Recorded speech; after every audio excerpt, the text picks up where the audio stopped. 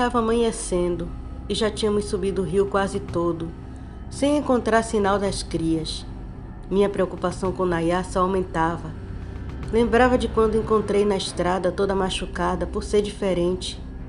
E se aquelas coisas acabassem machucando ela outra vez? Essas preocupações estavam atrapalhando minha concentração.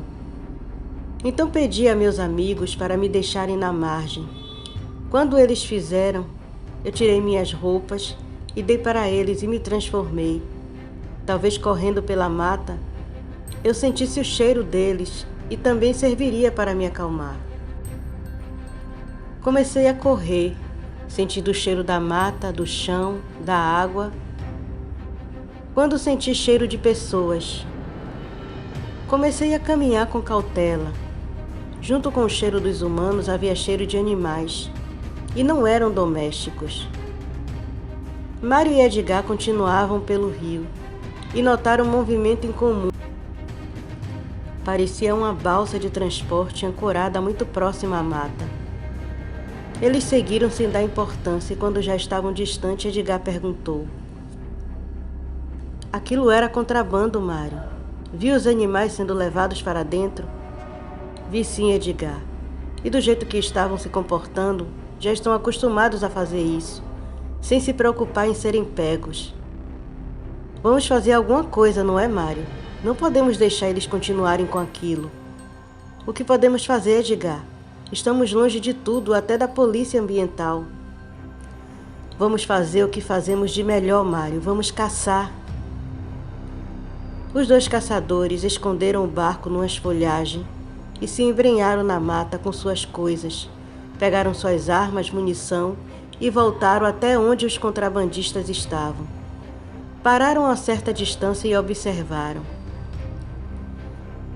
Eu percebi que havia um acampamento ali e várias gaiolas contendo animais silvestres, incluindo onças.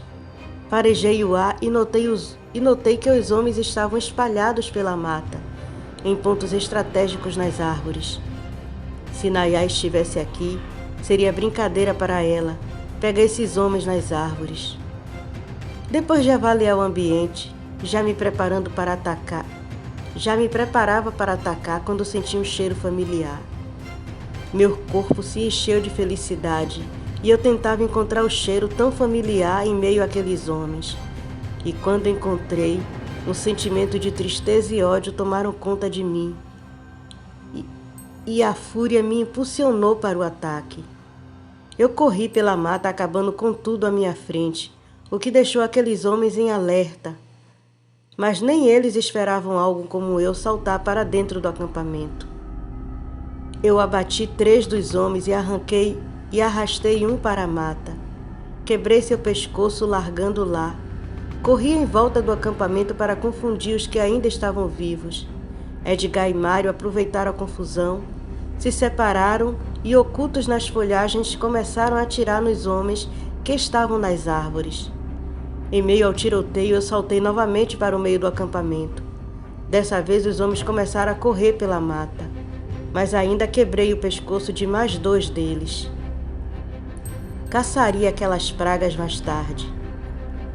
Fui até onde os animais estavam enjaulados, e no meio deles estava Hanzi. Ele tinha uma corrente no pescoço e estava preso dentro de uma jaula. Ele estava nu e machucado, mas sorriu ao me ver, e em sua voz carregada de sotaque romeno ele gritou: "Demônio vermelho! Demônio vermelho, eu sabia que meu nariz não estava me pregando uma peça. Como é bom te ver, amigo." Com uma patada eu arrebentei aquele cadeado, mas ele ainda estava acorrentado e eu não poderia quebrar as correntes sem machucá-lo. Mas fui até ele, que me abraçou com lágrimas, então ouvi uma voz por trás de mim: "Talvez eu possa ajudar." Quando me virei, era uma policial.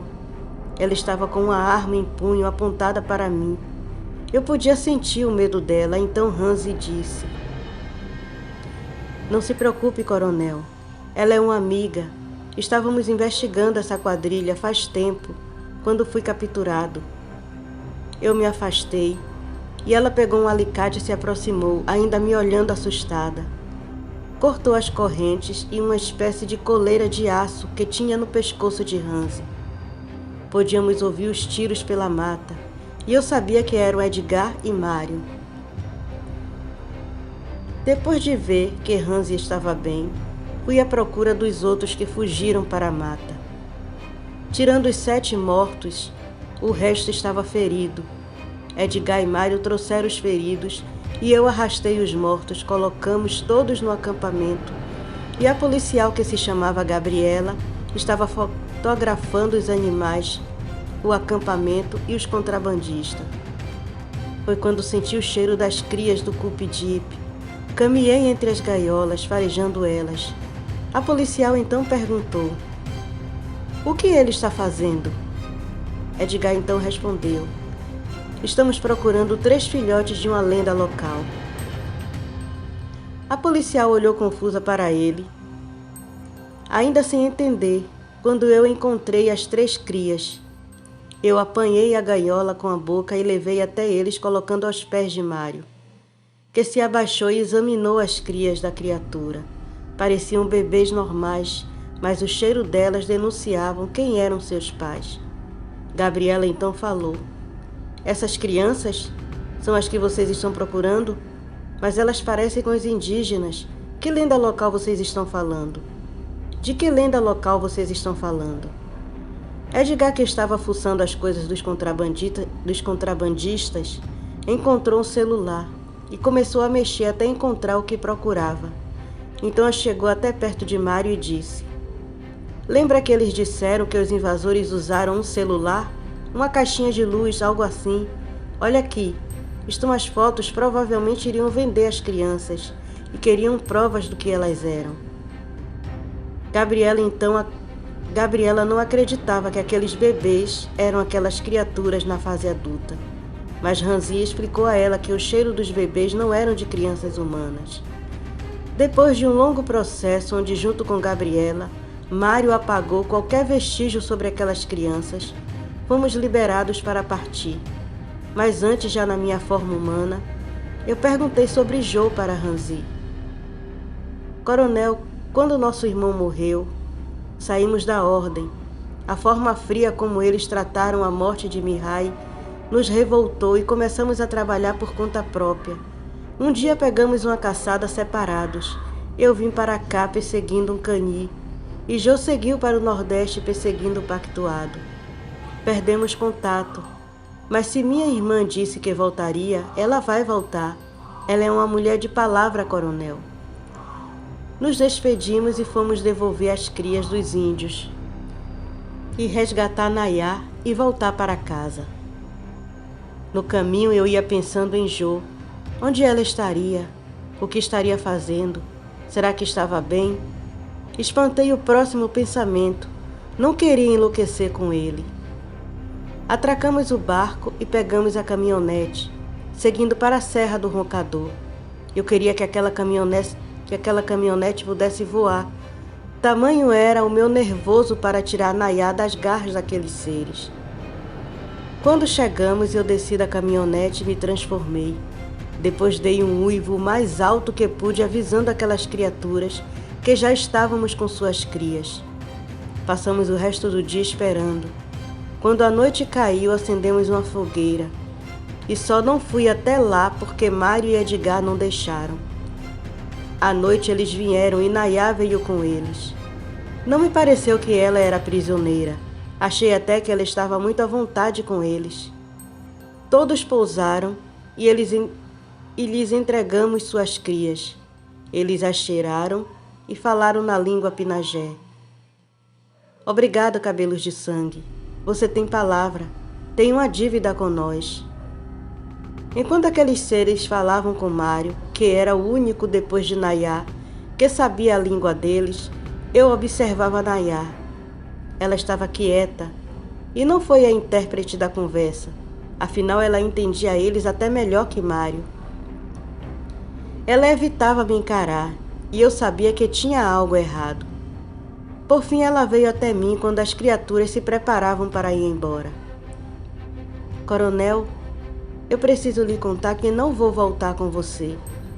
Eu resolvi ficar e proteger o que restou do Scooby-Dip.